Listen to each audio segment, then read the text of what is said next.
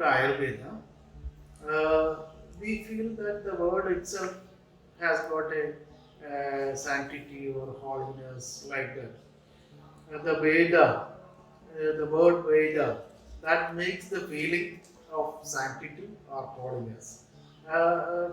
This Ayurveda also considered as an Upaveda of Atharva Veda.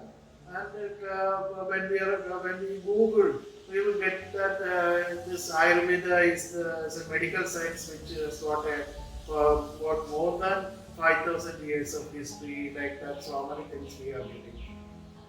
But when we are thinking about the Ayurveda, most of the people may not be understanding about the basic principles of Ayurveda, and they may think that what is the relevance of Ayurveda in this new era.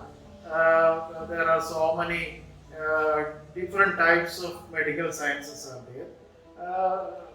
What is the difference between all these sciences, and what is the benefit of Ayurveda? What is the while doing the treatment? What is the benefit of Ayurveda? They may think. Uh, we have to think about the relevance of Ayurveda by thinking about the other sciences also. The got modern science, naturopathy, homeopathy, this Chinese medicine and law, so many other local health traditions are there. What is the difference between all these sciences and Ayurveda? The main thing is that most of the medical sciences are dealing with only about the human body. But in Ayurveda, the Ayurveda deals with the human body which is connected to the ball. That is the Pindanda and the Brahmanda. Then this is the only science which deals with all the things, just even just the climatical changes, how the human body is reacting in climatical changes like that, and all the changes happening in the nature which is connected to the human body.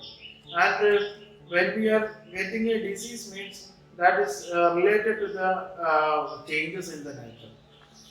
And when we are thinking about the treatment, we cannot think about only about the medicines that act in the human body.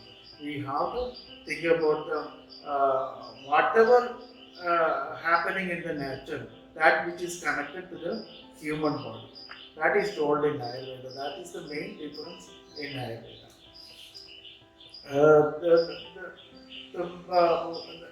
You may get an idea about the Ayurvedic basic principles from the when we are googling. But what are all the things we have to think about when we are doing the treatment is the now we are when we are diagnosing a disease, just like diabetes, blood pressure, high blood pressure, high cholesterol, thyroid problems, like that. So many diseases we are diagnosing. But according to Ayurveda, all these diseases are an end product of a particular process happening in the body. That is the changes happening in the doshas of the body. That the that process we have to treat, not only for the particular diagnosed disease. Then only it will be completely healed. For example, when we are treating diabetes, the modern science is dealing with the reduction of sugar. They are using only the hypoglycemic medicines like that, and the disease diabetes is not getting relieved completely. That is because